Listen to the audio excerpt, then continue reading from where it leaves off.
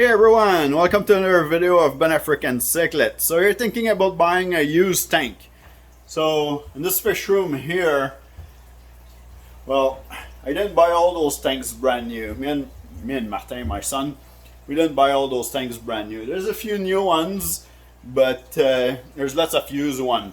And I'm going to show you a couple of things that you need to look at when you're buying a used tank so that you don't have a trouble down the road with a leaky tank or a tank that's gonna crack on you.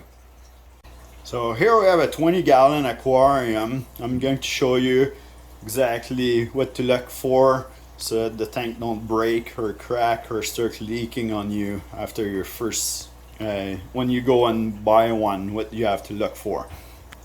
So this tank here, I was lucky. So it was a friend of mine now, Michael Lauren. That's another fish breeder that actually hooked me up with this 20-gallon tank so I can do some videos with it. Mainly we're going to do a reseal video very shortly, so stay tuned for that. But in the meantime, let's do a little video about what to look for if you're getting a used tank. So first thing you're going to go do, it's actually looking in the corners here. So you're looking for the plastic. You want to make sure that there is actually no cracks in the plastic. Usually it'll crack at the top here. So if there's no crack here, then you can move into the next step. Oh, and that's a smaller tank, so there's no brace in the middle. But if you're thinking about a tank like a 55-gallon tank like this or 65-gallon tank, anyway, any of the bigger tank will have a brace in the middle. If that brace is broken or crack at each end, what's gonna happen is when you fill up the tank, the water is gonna want to push on both sides and it's gonna bow the glass on both sides, which put tons of strain on the side glass here on the seal, and they might split open or start leaking on you. So you want to make sure if there's a brace, or if you're supposed to have a brace, that it's there. I saw some tanks before that people will just cut the brace off there, so you don't really know that it's supposed to be there. Google it online, you'll see tons of tank that size. You'll know if they're supposed to have a brace or not, or go to a forum and ask people, hey, is a 65-gallon supposed to have a brace in the middle? People will actually help you out there too. All right. So you're going to, we did the top here, you're going to do the same thing at the bottom here. Might be a huge tank, you might not be able to flip it upside down or on the side. If you can flip it on the side, then inspect your corners again. If you cannot flip it because the tank is too big, then the telltale is going to be in the corner or like close to the corner or directly at the corner here, that you'll see a crack.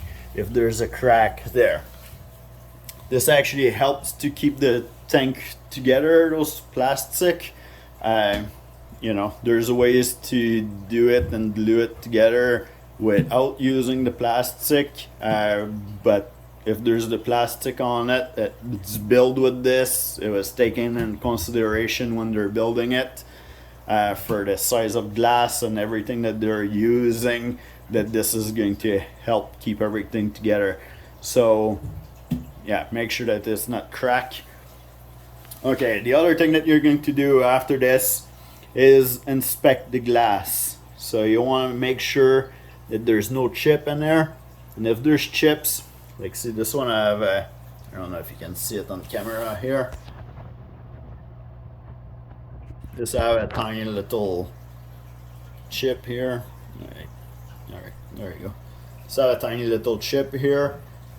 This is not going too deep, and this is not passing any of the seal, so you'll be okay, and it's not going too deep into the glass either. Sorry, I keep using the zoom there. But you're going to want to look, like if you would have a chip that would actually like go more than halfway the thickness of the glass, or it would be like, you know, wider than the other glass on the other side there, that's a point where the glass is gonna let go on you, or it's gonna sprung a leak later on. If it's just a little corner chips like this, then it's gonna be fine. So you're going to want to do that to all of the corner of the tank. So after you're done that, then you can look at the silicone.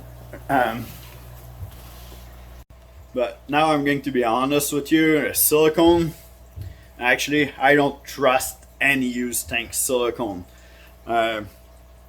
Especially if you're gonna buy a used tank that ever had lizards in there, don't trust that silicone at all. It's gonna have been scratched and pulled and peon full of ammonia and all this stuff. You can clean the glass, the silicone might leach some stuff out of there, so don't trust it. Or you don't know either, like that used tank, somebody might have tried to do a reseal themselves on this thing and they didn't use the right silicone, so it might leach some bad things into your water too. So I recommend, if you're going to buy a used tank, that you're going to be comfortable to reseal it. This is just a recommendation. There is some tanks in the past that I got, or if you know where you're getting it from, or do you know the person, that's fine. If you don't know where you're getting it from, you can flip a coin there and trust it or try it like this.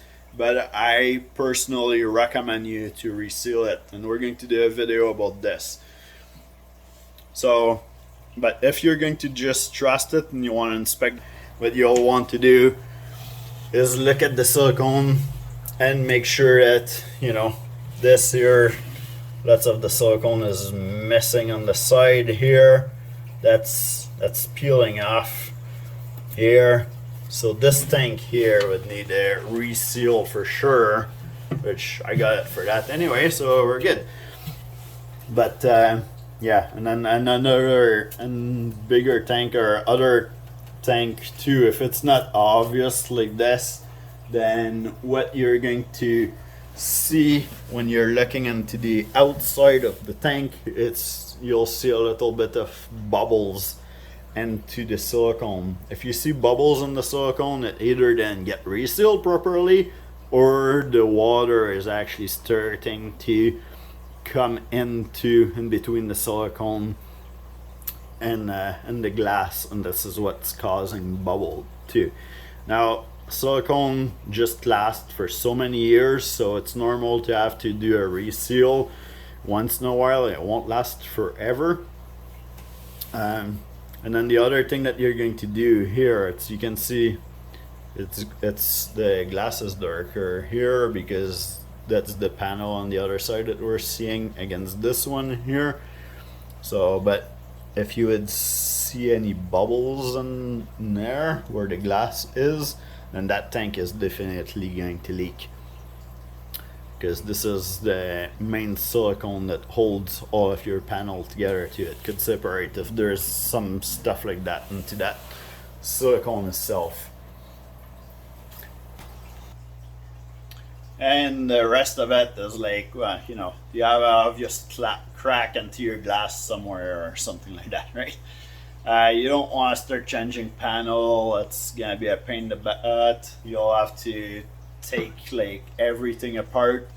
In order to replace one panel, you have to do like reseal all of the silicone. So if it's like that, then yeah, it's not worth it. There's ways to push it. You might hear some people saying that, like, oh, they empty the tank, they dry it up, and then they put a piece of glass and smear some silicone all over the place and stick it together over top of the crack. Well, if you have a fish room in a basement or in a garage and you don't care if it's going to end up leaking later on, or you want to flip your coin and take your chance, then go ahead. I personally would stay away from those tanks. So hopefully this video will help you a little bit to go shopping for a tank and know what to look for. And yeah, subscribe, like, that's gonna help me.